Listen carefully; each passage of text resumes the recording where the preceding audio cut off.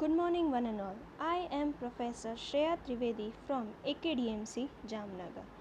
આ આપણો compulsory English same 2 એટલે કે FYBA સેમ 2નો લેક્ચર છે.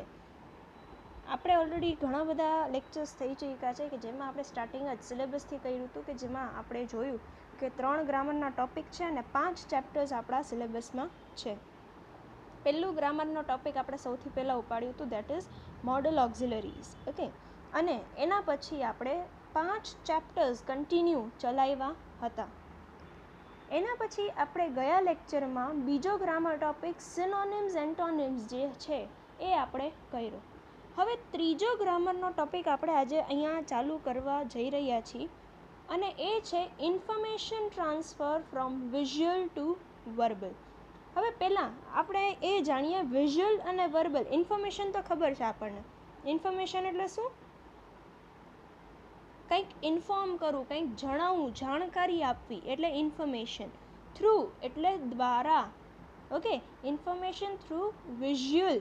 વિઝ્યુઅલ એટલે શું? કે જે જોઈ શકાય એ, બરાબર. અને વર્બલ એટલે બોલી શકાય એવું. અહીંયા વિઝ્યુઅલ ટુ વર્બલ એટલે શું અને આ આપણા ગ્રામરમાં કઈ રીતે ફિટ બેસે છે એ વસ્તુની જાણકારી હવે આપણે આજના લેક્ચરમાં લેશું. તો શું તમે રેડી છો? ચલો હવે આપણે આગળ વધીએ.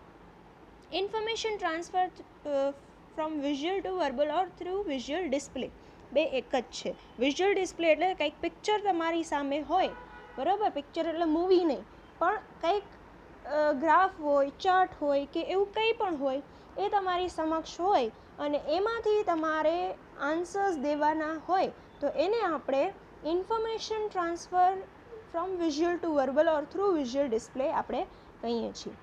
ચલો જોઈએ. No doubt language is the most powerful tool of communication. એમાં કોઈ પણ જાતનો ઓલું શું કહેવાય ડાઉટ નથી કે લેંગ્વેજ જે છે એ કમ્યુનિકેશનમાં સૌથી વધારે મહત્ત્વનું છે. વી can communicate through language in oral or return form. અને આપણે એકબીજા સાથે વાત લેંગ્વેજ થ્રુ કઈ રીતે કરી શકીએ? ઓરલ ફોર્મમાં અને રિટર્ન ફોર્મમાં. It is called as verbal communication. આને આપણે વર્બલ કમ્યુનિકેશન કહીએ છીએ, કે ને ઓરલ અને રિટર્ન ફોર્મમાં જેને કમ્યુનિકેશન થાય છે એને. However, there are other means of communication too, through which we can communicate without using any language. છતાંય આના સિવાય પણ ઘણા એવા રસ્તા છે જેના દ્વારા આપણે કમ્યુનિકેશન જે છે એ કરી શકીએ છીએ, જેમાં લેંગ્વેજનું કોઈ કામ હોતું નથી. The communication takes place without any language and so it is called non-verbal communication. આ પ્રોસેસ જે છે, બરાબર, કઈ પ્રોસેસ કે જેમાં અધર મીન્સ ઓફ કમ્યુનિકેશન યુઝ થાય છે તેમાં કોઈ લેંગ્વેજનો યુઝ થતો નથી, એટલા માટે એને નોન વર્બલ કમ્યુનિકેશન કહેવામાં આવે છે. ગુજરાતીમાં જોઈ લ્યો. ભાષા દ્વારા થતા માહિતીની આદાન પ્રદાનને શાબ્દિક તેમજ ભાષાનો ઉપયોગ વગર થતા માહિતીની આદાન પ્રદાનને અશાબ્દિક પ્રત્યાહન કહે છે. એટલે શું? In course of time a man has invented many methods through which we can communicate some information quite effectively, smoothly and completely. આપણા જૂના જમાનામાંથી જ ચાલતું આવે છે કે માણસે કમ્યુનિકેટ કરવા ઘણા બધા રસ્તાઓ સ્મૂધલી, કમ્પ્લીટલી આપેલા છે. We often blend various media of communication as per our need to communicate and to transfer information. આજે આપણે એક એવી સિચ્યુએશનમાં છીએ કે આપણે આ 2-3 જે રસ્તાઓ છે ભેગા કરીને આપણે કમ્યુનિકેશન કરી છે. આજ તમે આ જ જોઈ લો, આપણે જે લેક્ચર્સ છે virtual lectures. Okay, virtual lectures એટલે શું? કે હું અહીંથી તમને ભણાવું છું, તમે ત્યાં ભણો છો. આમાં મીડિયમ ઓફ કમ્યુનિકેશન આ બધું છે. ઇન્ટરનેટ છે, ઘણા બધા બીજા એપ્લિકેશન્સ છે, બરાબર, કે જેમાં અમે તમને ડાયરેક્ટલી નથી ભણાવતા પણ ઇનડાયરેક્ટલી તમને ભણાવવામાં આવે છે. તો આ જે છે એ અકોર્ડિંગ ટુ નીડ જે ઇન્ફોર્મેશન ટ્રાન્સફર કરવા માટે ઘણા બધા માસ ઓફ કમ્યુનિકેશન ભેગા કરીને પ્રેઝન્ટ કરવામાં આવે છે. One of the popular ways for transforming of information is through visual display. આમાંનું એક જે છે એ વિઝ્યુઅલ ડિસ્પ્લે દ્વારા તમને ઇન્ફોર્મેશન પહોંચાડવામાં આવે છે. We use charts, tables, maps, signboards, images, graphics and other tools along with language or without language.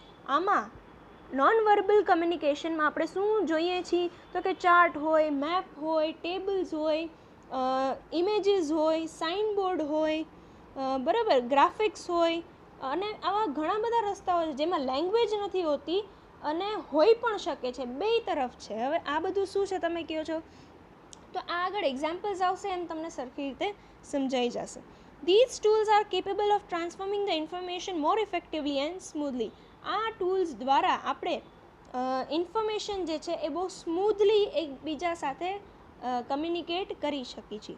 These tools are called visual display. અને આ જ ટૂલ્સ જેના મારફતે આપણે ઇન્ફોર્મેશન ટ્રાન્સફર કરીએ છીએ એ જ આપણે વિઝ્યુઅલ ડિસ્પ્લે તરીકે ઓળખીએ છીએ.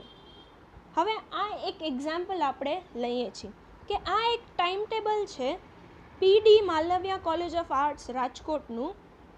ઓકે, આ ટાઈમ ટેબલ તમારી સામે મૂકવામાં આવ્યું છે ચાર્ટ ફોર્મમાં. હવે આની ઉપર પહેલાં તમારે આ સરખી રીતે જોઈ લેવાનું કે આમાં શું છે. લેક્ચર 1 છે, 8 to 8:55નું છે, મંડેના એડવાન્સ અકાઉન્ટ છે, ટ્યુઝડેના FC3 છે, પછી વેનસડેના BA છે, લેક્ચર 1ની જ વાત થાય, થર્સડેના ઇકો છે, ફ્રાઈડેમાં ML1 છે અને સેટરડેના BC1 છે. એવી જ રીતના લેક્ચર 2, પછી બ્રેક છે, પછી લેક્ચર 3 અને લેક્ચર 4 આ છે. હવે આ ચાર્ટ દ્વારા તમને અમુક ક્વેશ્ચન્સ પૂછવામાં આવશે. કેવા ક્વેશ્ચન્સ હશે? આવા. How many subjects have been covered in the time table. આ ટાઈમ ટેબલમાં કેટલા સબ્જેક્ટ્સ છે તો શું જો કેટલા છે? 1 2 3 4 5 6. Advance account, FC3, BA, eco, MLA1, BC1, બરાબર, અને accounts.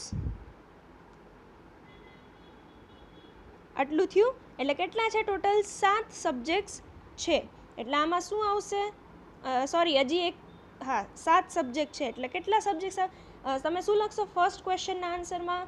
7 subjects have been covered in the time table. 7 subject છે, બરાબર. એટલે 7 subjects have been covered in the time table. આ તમે કોમ્પ્રિહેન્શન કરતા ને એ જ ટાઈપનું છે, પણ કોમ્પ્રિહેન્શનમાં પેરેગ્રાફ આપતા, આમાં ચાર્ટ આપે, મેપ આપે, કે એવું કંઈક આપે. ઓકે, હજી એક question. Which are the 3 days on which there are no lectures of advanced accounts. કયા 3 દિવસે એડવાન્સ એકાઉન્ટના એક પણ લેક્ચર હોતા નથી? તો જોઈ લ્યો તમે 1 2 3 4 લેક્ચરમાં. મંડેના છે તો કે ટ્યુઝડેના ના નથી એટલે ટ્યુઝડે આવશે, વેનસડેના છે એટલે થર્સડેના નથી એટલે થર્સડે આવશે, અને સેટરડે આવશે એટલે ટ્યુઝડે, થર્સડે અને સેટરડેના એડવાન્સ એકાઉન્ટના લેક્ચર નથી. એટલે આમાં શું લખશો તમે? On Tuesday, Thursday and Saturday there are no lectures of advanced accounts. પછી what is the duration of each lecture. Duration એટલે કેટલા ટાઈમનો આ લેક્ચર હોય છે?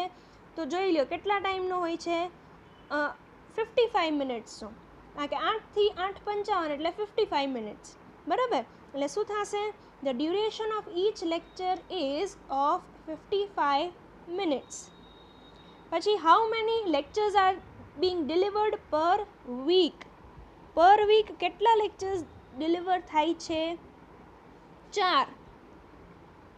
ઓકે, પછી there is a mistake in the given timetable, I indicate it. આમાં કંઈક કમી છે કે ઈ ગોતો તમે. હવે કમી શું છે એ તમે જરાક ગોતીને કહો. તમે ખુદ જ જરાક ઓબ્ઝર્વ કરો. બધા જ ક્વેશ્ચન્સ હું કહી દઈશ, આન્સર્સ હું કહી દઈશ તો એ તમને તમે તમારી રીતે કંઈ કરશો નહીં. એટલે આ ક્વેશ્ચન જે છે એ તમે તમારી રીતે જુઓ. ઓકે, આજે આટલું રાખીએ. હજી એકાદ બે એક્ઝામ્પલ્સ આપણે લેશું જેથી કરીને આપણને વાંધો આવે નહીં. આજે આટલું રાખીએ. રિવાઇઝ કરો જેથી કરીને તમને કોઈ પ્રોબ્લેમ ના આવે. Okay, so till then have a good day. આપણે નેક્સ્ટ લેક્ચરમાં મળીશું. Have a nice day and by.